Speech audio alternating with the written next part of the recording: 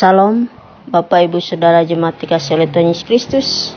Sebelum kita mendengarkan firman Tuhan dari 1 Korintus 11 ayat 23 hingga 26, mari kita berdoa.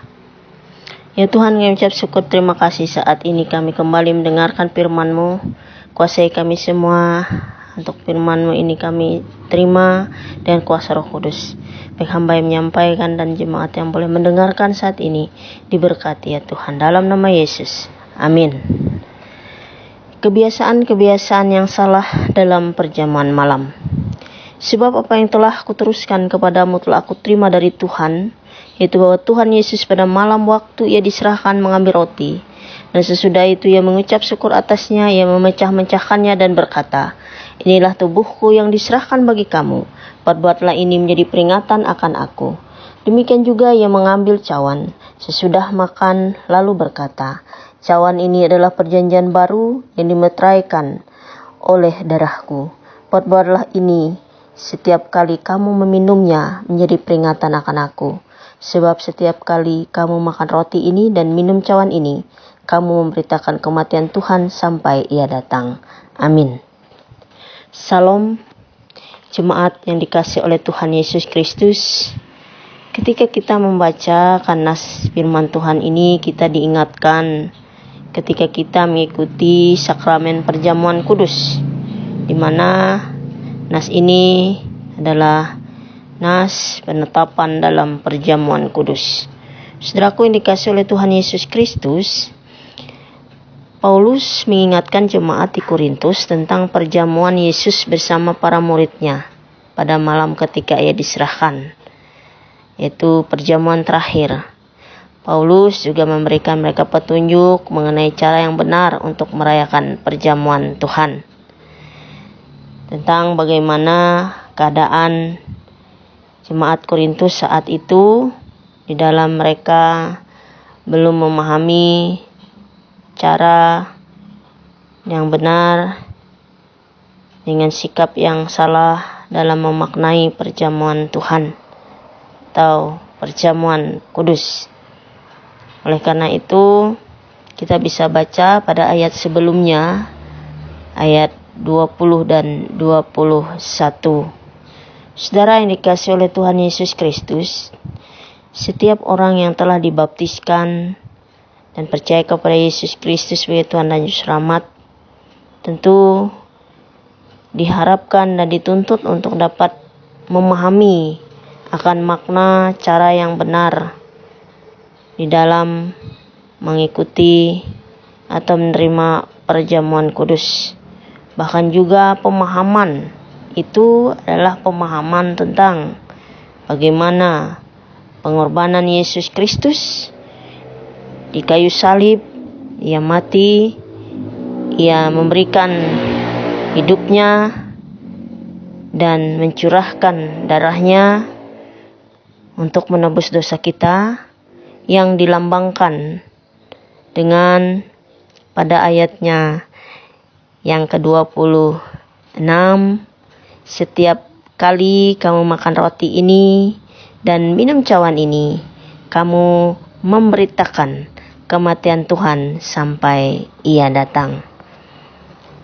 Saudara yang dikasihi oleh Tuhan Yesus Kristus, ketika kita mengikuti perjamuan kudus, kita boleh mengingat akan kematian Tuhan Yesus. Kita mengingat akan penderitaannya di kayu salib. Ia mati, disalibkan menebus dosa kita. Melalui perjamuan kudus, kita hendaknya bersyukur, berterima kasih kepada Tuhan. Dan itu kita nyatakan dalam kasih kita kepadanya, taat dan setia kepadanya sampai akhir hidup kita. Karena kita manusia mengakui bahwa kita tidak mampu untuk mengampuni, menebus dosa kita, menyelamatkan diri kita. Yang mampu dan memberikan itu hanyalah Tuhan Yesus Kristus, yang diberikan bagi orang yang percaya kepadanya. Karena itu, biarlah kita boleh melakukan hal yang berkenan bagi Allah nyatakan kasih kita kepada Allah dan sesama. Dan di tengah masa pandemi COVID-19 ini, kita boleh dimampukan untuk mengikuti, melaksanakan menerima perjamuan kudus walau di tengah keterbatasan karena pandemi ini, baik dalam keterbatasan kita dalam persekutuan, namun itu tidak akan menyurutkan iman percaya kita untuk tetap bersyukur dan boleh menerima perjamuan kudus sebagai rasa terima kasih kita kepada Tuhan, dan memaknai itu semua dalam kehidupan kita untuk tetap setia, percaya sampai akhir hanya kepada Tuhan Yesus Kristus. Kita berharap pandemi ini boleh berlalu dan biarlah Tuhan menolong kita dan tetap setia, karena anugerah keselamatan diberikan bagi setiap orang yang percaya kepada Tuhan. Tuhan Yesus memberkati firman-Nya. Amin. Mari kita berdoa. Ya Tuhan, terima kasih kami sudah mendengarkan firman-Mu, menguatkan, meneguhkan kami untuk melakukan kehendak Tuhan. Boleh bersyukuri akan pengorbanan Yesus di kayu salib, telah mati bagi kami manusia yang berdosa ini, akan bangkit, mengalahkan kematian dan maut, sehingga hidup kami beroleh keselamatan, hidup yang kekal. Ampuni dalam segala dosa dan pelanggaran kami oleh kasih karunia Tuhan Yesus. Berkati kami sepanjang hari ini Tuhan.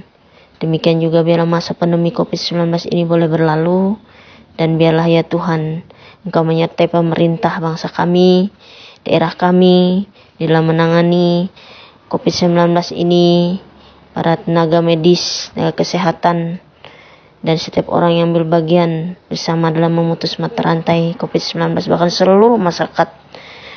Sehingga biarlah ya Tuhan masa ini boleh berlalu. Kami berdoa bagi jemaat, calon jemaat GKI di Rongpundu. Engkau juga menyertai tugas dan pelayan gereja. Engkau menyertai para pelayan gereja, pengurus jemaat.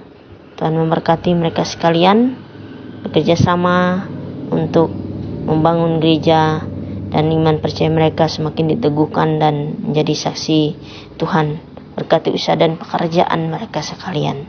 Terima kasih Tuhan, kami bawa doa dan seruan kami ini. Syukur kami dalam nama Yesus yang telah mengajar kami berdoa demikian. Bapa kami yang di surga, dikuduskanlah nama-Mu, datanglah kerajaan-Mu. Jadilah kehendak-Mu di bumi seperti di surga. Berikanlah kami pada hari ini makanan kami yang secukupnya, dan ampunilah kami akan kesalahan kami, seperti kami juga mengampuni orang yang bersalah kepada kami. Dan janganlah membawa kami ke dalam pencobaan, tapi lepaskanlah kami dari yang jahat, karena Engkau yang punya kerajaan dan kuasa dan kemuliaan sampai selama-lamanya. Amin. Tuhan memberkati engkau dan melindungi engkau. Tuhan menyinari engkau dengan wajah-Nya dan memberi engkau kasih karunia.